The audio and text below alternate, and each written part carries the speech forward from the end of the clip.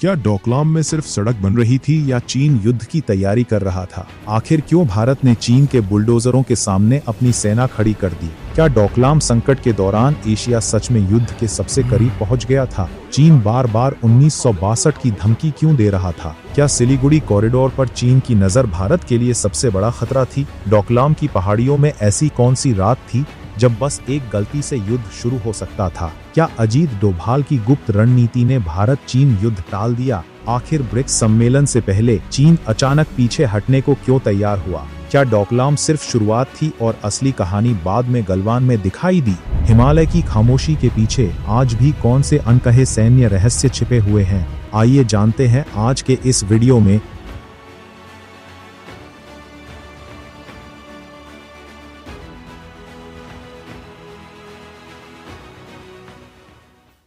26 जून 2017 की सुबह डोकलाम की ठंडी पहाड़ियों में भारतीय सैनिक तेजी से आगे बढ़ रहे थे।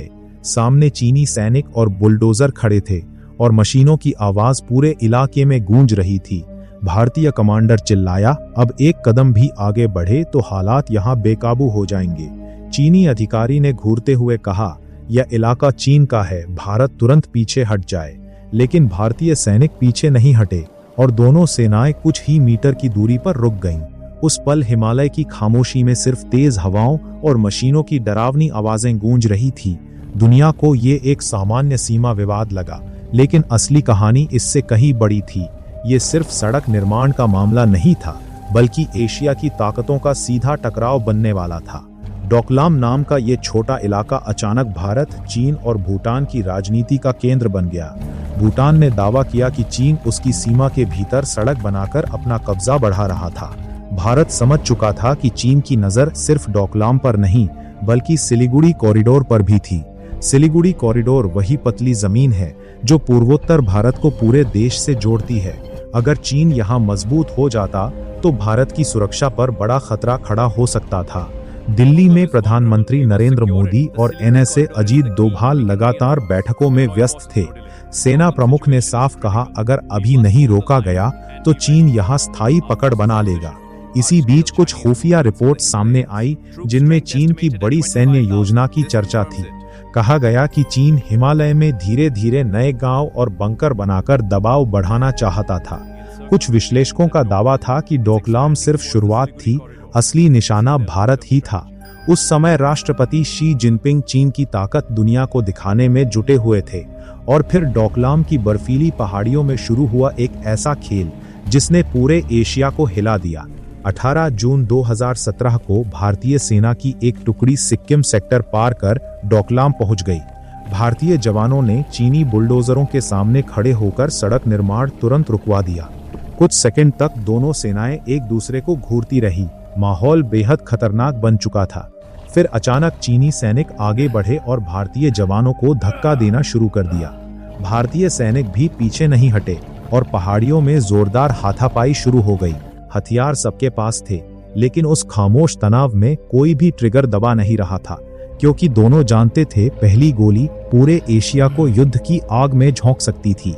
बीजिंग में राष्ट्रपति शी जिनपिंग लगातार सेना अधिकारियों के साथ गुप्त बैठकें कर रहे थे। उधर दिल्ली में अजीत डोभाल ने सेना और विदेश मंत्रालय के साथ रणनीति तेज कर दी। भारत की योजना साफ थी, चीन को रोकना है, लेकिन युद्ध शुरू होने का मौका नहीं देना। चीनी मीडिया लगातार ही भारत को धमकियां दे रहा था और टीवी चैनलों पर युद्ध की बातें खुलेआम हो रही थी। बार बार ये कहा जा रहा था कि भारत को 1962 की हार याद रखनी चाहिए, लेकिन इस बार भारत की तैयारी अलग थी। सेना पहले से कहीं ज्यादा सतर्क और मजबूत थी। भारतीय वायुसेना के बेस हाई अलर्ट पर थे और लड़ाकू विमान लगातार निगरानी कर रहे थे। डोकलाम की ऊंचाइयों पर तैनात सैनिक ठंड, बारिश और ऑक्सीजन की कमी से जूझ रहे थे। रात के अंधेरे में दोनों सेनाओं के कैंपों से हलचल और भारी वाहनों की आवाजें सुनाई देती थी। कुछ रिपोर्ट्स में दावा किया गया कि चीन ने गुप्त रूप से अतिरिक्त मिसाइल सिस्टम भी भेजे थे। विश्लेषकों का मानना था कि चीन भारत की प्रतिक्रिया और सैन्य तैयारी को परख रहा था। भूटान खुलकर ज्यादा कुछ नहीं बोल रहा था, लेकिन अंदर ही अंदर उस पर दबाव बढ़ चुका था। और फिर धीरे धीरे डोकलाम का ये तनाव दुनिया की सबसे खतरनाक खबर बन गया। करीब 1 महीना बीत चुका था, लेकिन डोकलाम में हालात हर दिन और ज्यादा खतरनाक होते जा रहे थे। भारतीय और चीनी सैनिक अब इतनी नजदीक थे कि एक दूसरे के चेहरों पर गुस्सा साफ दिखाई देता था। रात होते ही पहाड़ियों में तेज रोशनी दिखने लगती, मानो कोई बड़ी तैयारी चल रही हो।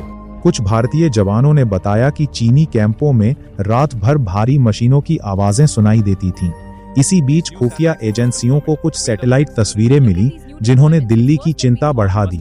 इन तस्वीरों में चीन सीमा के पास नए बंकर और सैन्य ढांचे बनाता हुआ दिखाई दे रहा था। एनएसए अजीत डोभाल समझ चुके थे कि अब ये सिर्फ सड़क निर्माण का मामला नहीं रह गया है। दिल्ली में लगातार गुप्त बैठकें हो रही थीं, जिनमें सेना प्रमुख भी मौजूद रहते थे। प्रधानमंत्री नरेंद्र मोदी को हर घंटे डोकलाम की ताजा स्थिति की रिपोर्ट भेजी जा रही थी। उधर चीन का सरकारी मीडिया भारत को डराने के लिए लगातार वीडियो जारी कर रहा था। वीडियो में टैंक, मिसाइलें और युद्ध अभ्यास दिखाकर मनोवैज्ञानिक दबाव बनाने की कोशिश की जा रही थी। लेकिन भारतीय सेना ने भी साफ आदेश दे दिया था कि किसी भी हालत में पोस्ट खाली नहीं करनी है। कुछ रिपोर्ट्स के मुताबिक एक रात दोनों सेनाओं के सैनिक फिर आमने सामने आ गए। अंधेरे में अचानक धक्का मुक्की शुरू हो गई और कुछ जवान पत्थरों पर गिर पड़े। कुछ पलों के लिए ऐसा लगा कि अब गोली चल जाएगी और युद्ध शुरू हो जाएगा, लेकिन तभी दोनों तरफ के कमांडरों ने तुरंत जवानों को पीछे हटने का आदेश दे दिया। विशेषज्ञ मानते हैं कि उस रात सिर्फ एक छोटी सी गलती पूरे एशिया को जला सकती थी। इसी बीच ब्रिक्स सम्मेलन नजदीक आ रहा था और चीन की चिंता बढ़ती जा रही थी। शी जिनपिंग नहीं चाहते थे कि दुनिया के सामने चीन की छवि युद्ध भड़काने वाले देश की बने, और फिर पर्दे के पीछे ऐसी कूटनीतिक बातचीत शुरू हुई जिसने इतिहास की दिशा बदल दी। अगस्त 2017 आते आते डोकलाम पूरी दुनिया के लिए चिंता का सबसे बड़ा केंद्र बन चुका था। अमेरिका, जापान और कई देशों की खुफिया एजेंसियां हिमालय की गतिविधियों पर नजर रख रही थी।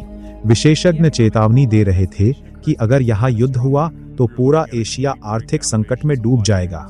उधर चीन लगातार सैनिक और भारी वाहन सीमा के पास भेजता जा रहा था।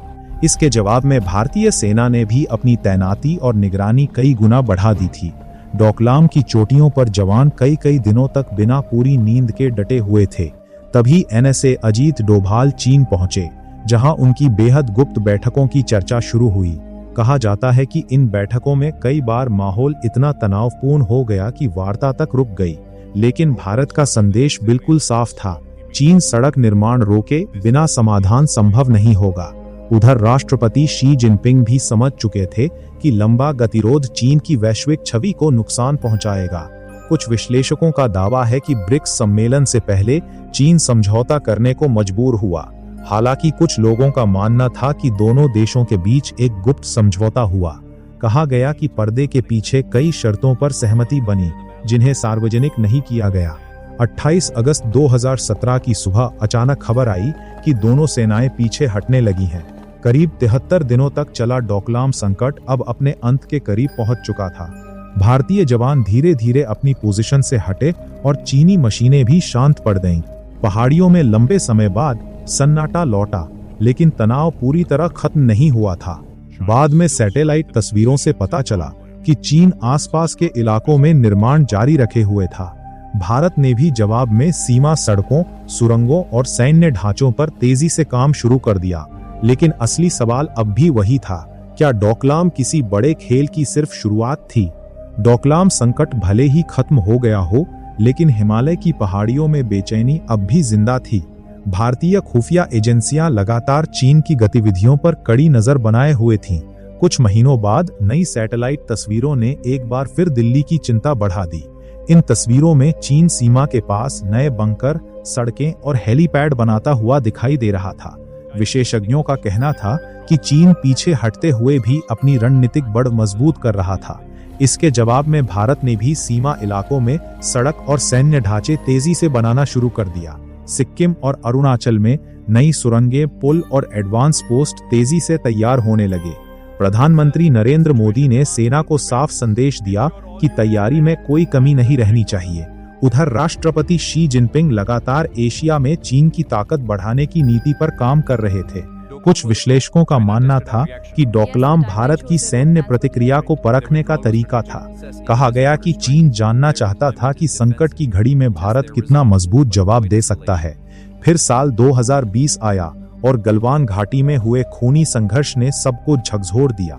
कई विशेषज्ञों ने कहा कि गलवान की असली शुरुआत डोकलाम संकट के समय ही हो चुकी थी। अब भारत और चीन दोनों समझ चुके थे कि सीमा तनाव कभी भी खतरनाक रूप ले सकता है। भूटान आज भी चीन के साथ सीमा वार्ता कर रहा है, लेकिन पूरी सतर्कता बनाए हुए है। डोकलाम ने भारत को एक बड़ा सबक दिया।